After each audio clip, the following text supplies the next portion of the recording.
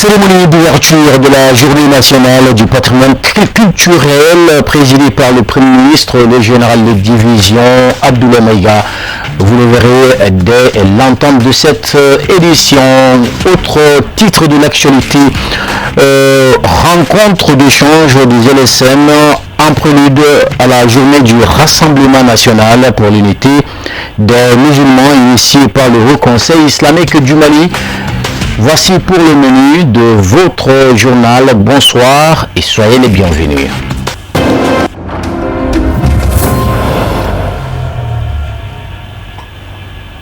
La journée nationale du patrimoine.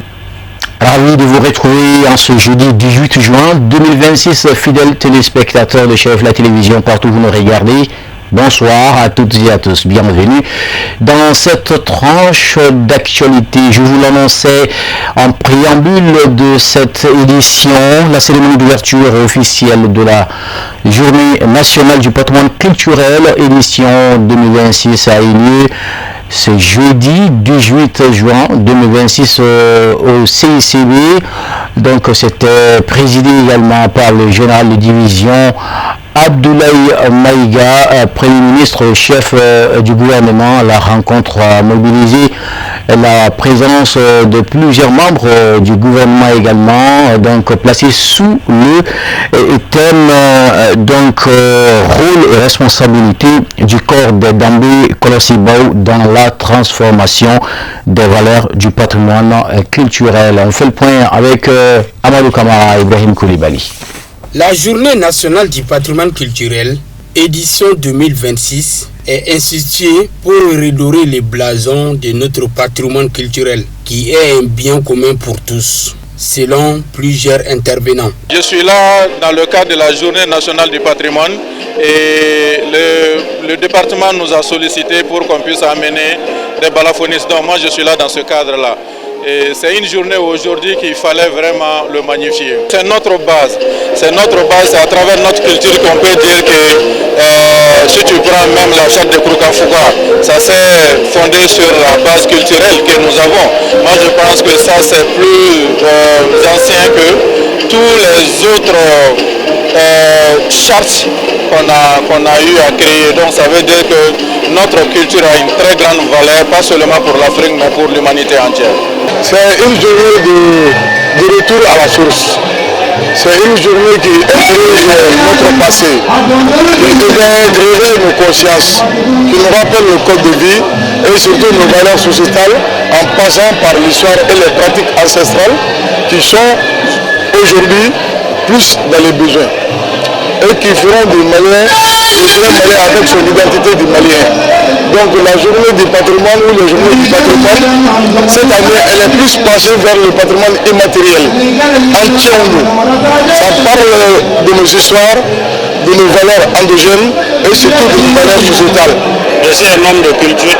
Donc la culture pour l'enfant fera Mali, on est obligé d'être là.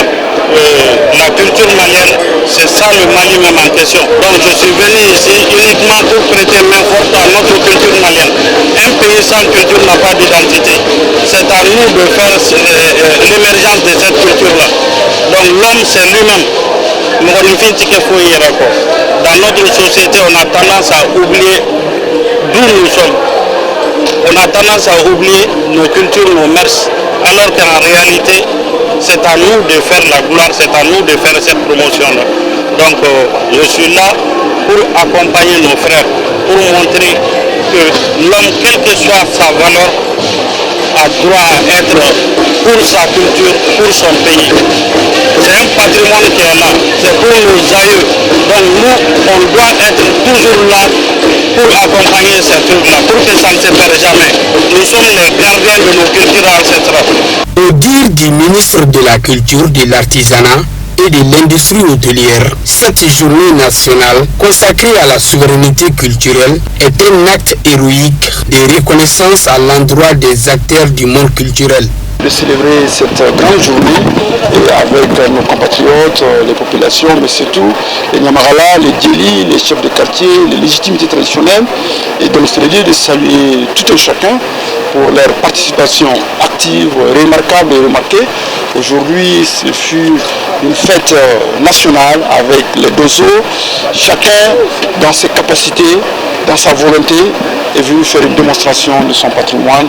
Et donc, les réflexions et les échanges vont permettre de mobiliser davantage ce savoir endogène.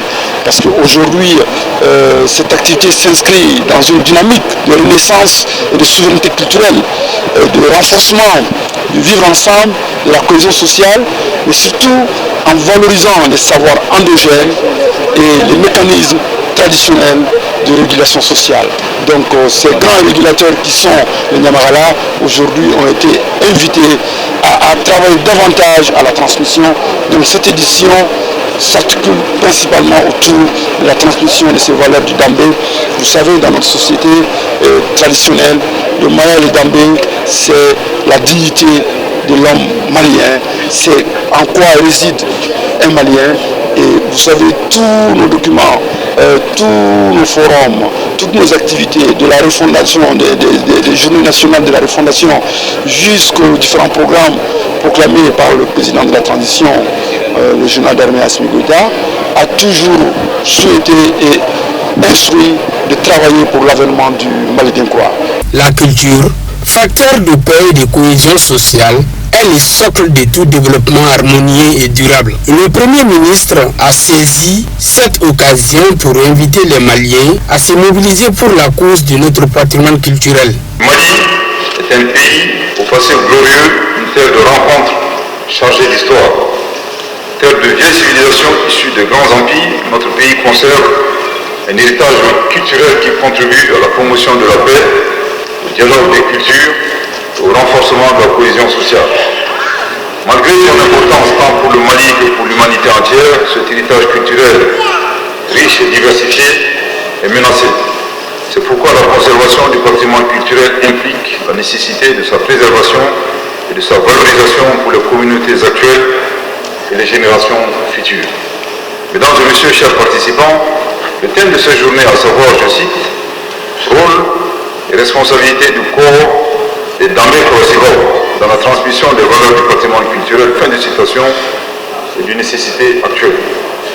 La nation malienne a été le creuset des valeurs sociétales basées sur l'attachement de chaque individu à sa famille, à sa communauté, à sa patrie, mais aussi sur des normes élevées qui ont fait de lui un citoyen pétri du Maya et du Dambé.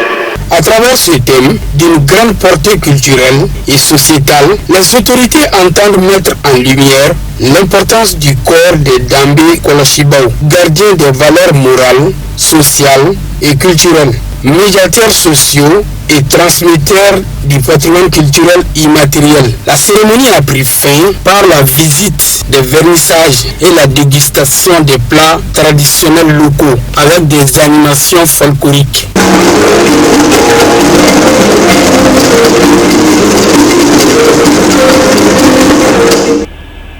Voilà donc très belle initiative du gouvernement qui vise à promouvoir nos coutumes et nos valeurs sociétales. Également ce titre que nous vous la mention dans les titres en prélude de grand rassemblement dédié à l'unité des musulmans qui se tiendra le 20 juin 2026. Le groupement des leaders spirituels musulmans du Mali a tenu une rencontre d'échange à Sebeninkuru en commune 4 du district de Bamako dans la résidence du guide spirituel des Ansars, président de la fêtière islamique du Mali. On fait le point avec notre équipe de reportage dirigée par Abdulkarim Sako, Ibrahim Koulibaly et Boubacar Traoré. Cette rencontre, sans doute la dernière avant le jour J, s'est tenue en vue des dernières mises au point sur l'organisation du Grand Rassemblement pour l'unité des musulmans, organisé par le Haut Conseil islamique du Mali et prévu pour le samedi 20 juin au Palais de la Culture Amadou Ampatiba de Bamako. Il s'est agi pour les membres du groupement des leaders spirituels musulmans du Mali, à travers la présence de toutes les confréries d'obédience soufis, de lancer un appel à une forte mobilisation des musulmans pour la réussite de ce rendez-vous pour l'unité des musulmans du Mali, sous le parrainage du général de corps d'armée Ismaël Ouagué, ministre de la Réconciliation nationale. Mais comme il s'agit de l'union de tous les musulmans, quelles que soient les franges de l'islam. Nous, de notre côté, nous sommes les gens de la tasawwuf, c'est-à-dire les gens qui deviennent soufis. Nous réunissons nos troupes pour les galvaniser en vue de ces jours mémorables qui aura lieu le samedi prochain. De l'autre côté, nos frères de l'autre côté aussi sont en train de galvaniser les troupes. Donc vraiment, il s'agit de venir voir les différents corps qui composent le groupement des leaders spirituels musulmans, dont le président est encore Chérif Ousmane Malani Haïdara, donc pour que nos gens soient mobilisés, soient présents. Donc l'objectif, c'est l'union, l'unité de tous les musulmans qui composent la plus grande frange de notre population, qui avoisine les 95%, en vue d'une cohésion nationale du pays, car le pays a besoin aujourd'hui de cohésion. Et là-dedans, nous allons dérouler nos désirata vis-à-vis des pouvoirs publics, c'est-à-dire qu'il faut que les autorités nous aident, le Haut Conseil islamique, à faire le ménage dans les milieux musulmans, c'est-à-dire à cadrer les prêches et à sauver les symboles de l'islam et à sauvegarder tout ce qui unit les musulmans. Donc les à côté, les aventuriers, ça on les laisse vraiment au compte de l'État qui doit prendre les mesures nécessaires à cet effet. Tout le monde connaît aujourd'hui l'ennemi numéro 1 du Mali, c'est ce qui nous arrive aujourd'hui. On est victime du terrorisme, du djihadisme, et on ne peut pas lutter contre un tel fléau si nous-mêmes on n'est pas unis et si nous-mêmes on est divisés. Donc vraiment, c'est un sursaut national qui est demandé à tous. Rappelons que le grand rassemblement pour l'unité des musulmans prévu pour le samedi 20 juin 2026 est une initiative de la fêtière islamique, le Haut Conseil islamique du Mali, dont le président est Seydi Chérif Ousmane Malani Haïdara. Voilà, donc retenez bien ce samedi 20 juin 2026 et ce témoin également la coordination nationale des associations des retraités régie par l'Institut national de prévoyance sociale Conari a procédé au lancement de son premier conseil national ce jeudi 18 juin 2026 à la maison de la presse de Bamako. La cérémonie s'est déroulée en présence de plusieurs associations de retraités du Mali ainsi que de nombreux partenaires institutionnels. Le reportage est signé Aminata Traoré et Draman Mali. La coordination nationale des associations des retraités régie par l'Institut national de prévoyance sociale, Conari, tient son tout premier conseil national. Cette rencontre qui réunit des délégués venus de différentes régions du Mali constitue un cadre d'échange et de réflexion sur les préoccupations des retraités ainsi que sur les perspectives de renforcement de leur organisation. Dans leurs différentes interventions, les responsables de la Conari ont souligné l'importance de cette première session qu'ils considèrent comme une étape majeure dans la consolidation du mouvement associatif des retraités. Ils ont également plaidé pour une meilleure prise en compte des préoccupations des pensionnés dans les politiques publiques. C'est le premier conseil national de la Conari. Il y a 3 ans, on a mis sur le front baptismal cette association. Donc après 3 ans de fonctionnement, il est important de se réunir pour voir le chemin parcouru, voir le texte et faire un nouveau bureau pour les 3 ans à venir. Parce que chaque bureau, c'est 3 ans. Ce que je voudrais dire à l'ensemble de l'été, d'abord que nous restons mobilisés et unis. Parce que c'est ensemble que nous allons avoir satisfaction dans nos revendications. Donc qu'on reste vigilant et nous sommes sûrs que la révélation que nous demandons depuis 2019, ça va se réaliser, Inch'Allah. Restons unis et mobilisés. Je profite de ce micro pour remercier nos partenaires. Grâce à eux, aujourd'hui, cette cérémonie a eu lieu. Et nous pensons que les années à venir, nous allons faire un partenariat gagnant-gagnant dans l'intérêt des deux parties.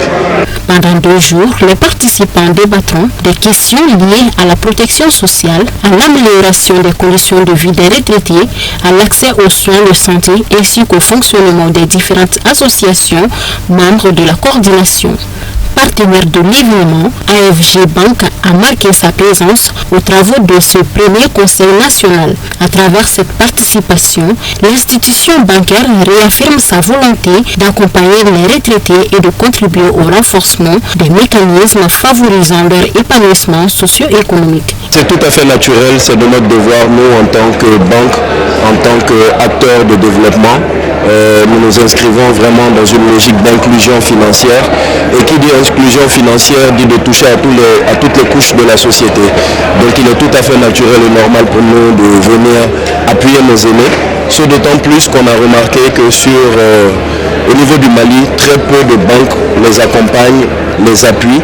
Et la force que AFG a aujourd'hui, c'est d'être un groupe à la fois de banques et d'assurance. Et Dieu seul sait à quel point nos aînés en ont besoin. D'où l'idée pour nous de les aider pour cette organisation-là, mais de les appuyer aussi à l'avenir pour leurs besoins financiers, pour leurs besoins d'assurance et jouer notre rôle d'acteur bancaire. Les représentants de l'INPS ainsi que les autres invités ont salué cette initiative, estimant qu'elle contribuera à renforcer le dialogue entre les retraités et les structures en charge de la protection civile. Pour le représentant du ministre de la Santé et du Développement social, ce premier conseil national marque le début d'une nouvelle dynamique de concertation et d'action en faveur des retraités du Mali. La tenue de ce premier conseil national constitue un moment privilégié de réflexion, d'échange et de consolidation des acquis. Elle offre également l'opportunité d'évaluer le chemin parcouru, d'identifier les défis à relever et de définir les orientations stratégiques susceptibles de renforcer davantage la défense des intérêts matériels, moraux et sociaux des retraités. Le gouvernement de la République du Mali attache une importance particulière à la protection sociale des personnes âgées. À ce titre, plusieurs initiatives sont mises en œuvre afin d'améliorer leurs conditions de vie, de promouvoir leur inclusion sociale et de garantir le respect de leurs droits et de leur dignité.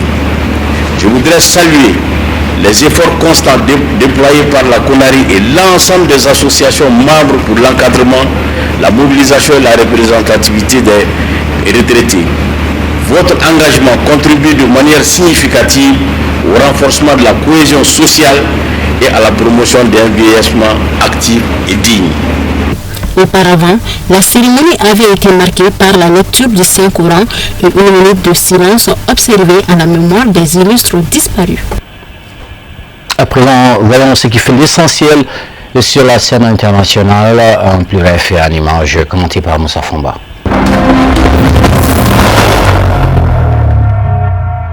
Des tirs ont été entendus jeudi matin aux abords de l'aéroport international de Niamey dans la capitale nigérienne. Selon plusieurs habitants, des échanges de coups de feu auraient débuté vers 6 heures locales et se poursuivaient encore 2 heures plus tard, alimentant la crainte d'une nouvelle attaque terroriste. Des riverains affirment que les tirs provenaient de la principale entrée de l'aéroport au niveau d'un poste de contrôle et de fouille.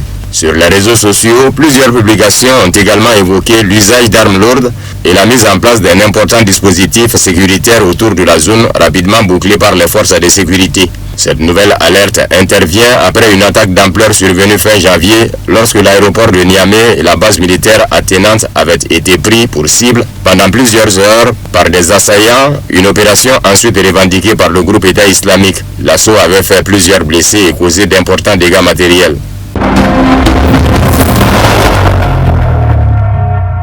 Le Conseil constitutionnel du Sénégal s'est déclaré incompétent pour examiner le recours introduit par des députés de l'opposition contre la réintégration d'Ousmane Sonko à l'Assemblée nationale. Dans une décision rendue ce mercredi 17 juin, la haute juridiction estime que cette question relève d'un acte administratif qui échappe à son champ d'intervention constitutionnelle. Dans sa motivation, le Conseil constitutionnel s'est appuyé sur l'article 92 de la Constitution qui lui confère la mission de juger de la régularité des élections nationales et d'en proclamer les résultats. Les juges ont souligné que cette compétence est strictement encadrée dans le temps et dans son objet. Selon eux, elle cesse une fois les résultats définitifs proclamés. Le Conseil a ainsi considéré que la réintégration d'un député au sein de l'Assemblée nationale ne s'inscrivait pas dans le cadre du contrôle de la régularité des élections nationales. Par conséquent, il a conclu que le recours dont il était saisi ne relevait pas de sa compétence. Par cette décision, le Conseil constitutionnel ferme la voie contentieuse engagée devant lui par les députés de l'opposition, sans toutefois se prononcer sur la légalité ou l'opportunité de la réintégration d'Ousmane Sonko. Washington et Téhéran officialisent une trêve fragile sous conditions de négociation. L'accord signé entre Washington et Téhéran instaure un cessez-le-feu et relance la circulation dans le détroit d'Ormuz. Initialement prévue à Genève, la signature s'est finalement déroulée simultanément à distance. Toutefois, les pourparlers seront maintenus le vendredi 19 juin en Suisse. Donald Trump, présent en France dans le cadre du G7, a confirmé depuis Versailles « Je viens de le signer », tandis que le président iranien Massoud Pezeshkian a paraphé le document à Téhéran. Emmanuel Macron a salué un accord qui ouvre la voie à une paix durable et permet la réouverture du détroit d'Ormuz. Sur les marchés, l'annonce a immédiatement produit ses effets. Les cours du pétrole ont poursuivi leur baisse, signe d'un retour progressif des anticipations de stabilité énergétique. Le volet nucléaire reste toutefois le cœur du compromis. Pendant 60 jours, Téhéran maintiendra le statu quo sur ses activités sensibles tandis qu'un mécanisme technique devra être négocié pour traiter les stocks d'uranium enrichi. Selon un responsable américain, cela passera au minimum par une méthode de dilution sur place sous la supervision de l'AIEA, présentée à Washington comme une victoire majeure. En échange, les États-Unis suspendent dès maintenant leurs sanctions sur les exportations pétrolières iraniennes et s'engagent en cas d'accord final à lever progressivement l'ensemble des mesures restrictives. Le texte prévoit également la mobilisation avec des partenaires régionaux d'un fonds de 300 milliards de dollars destiné à la reconstruction et au développement économique de l'Iran. Les pays du Golfe Persique deviendront membres du fonds de reconstruction de l'Iran de 300 milliards de dollars, mais les États-Unis n'y participeront pas, a rapporté Fox News, citant le texte d'un mémorandum américano-iranien. D'après le présentateur de Fox News, les États-Unis contrôleront qui fait des affaires en Iran en accordant les licences, exemptions et permis nécessaires. Les sanctions contre l'Iran ne seront levées qu'après la signature d'un accord final.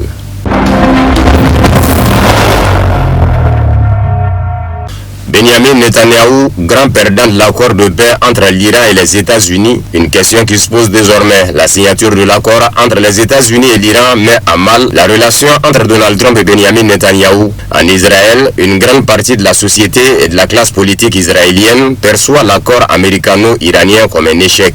Un plan qui n'arrange pas l'avenir politique de Benjamin Netanyahou à quelques mois d'élections législatives dans l'État hébreu. L'Iran a gagné. Ces exigences ont été prises en compte et le projet israélo-américain a échoué, analyse auprès de BFM Daniel Meyer, spécialiste du Moyen-Orient et enseignant à l'Institut d'études politiques de Grenoble. C'est la plus grave crise politique depuis les années 90 entre les deux pays, affirme à BFM Karim Emile Bitar, chercheur et enseignant à Sciences Po Paris et à l'Université Saint-Joseph de Beyrouth. Donald Trump a le sentiment de s'être fait berner par Benjamin Netanyahou qui lui avait vendu cette guerre avec des objectifs irréalistes. Cet échec, ajouté à une opinion publique américaine de plus en plus favorable au peuple palestinien, selon un sondage publié par le Financial Times en février dernier, ont incité le président américain non seulement à passer ce deal, mais à le faire sans les Israéliens qui l'ont très mal pris, ajoute le chercheur. Donald Trump a besoin de cet accord avec l'Iran, explique Daniel Meyer.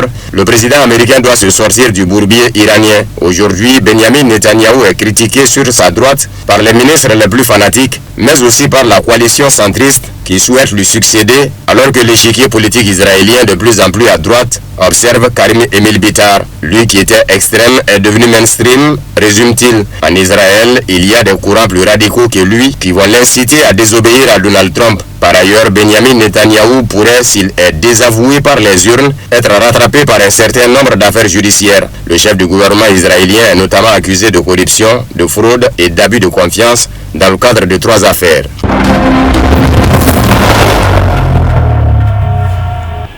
Voilà, c'est tout ce que vous devriez comprendre comme l'actualité nationale et internationale. Nous vous remercions de l'avoir suivi, d'avoir su bien nous accompagner. Ne vous éloignez pas, l'actualité se poursuit toujours sur votre télévision préférée et qu'Allah nous assiste.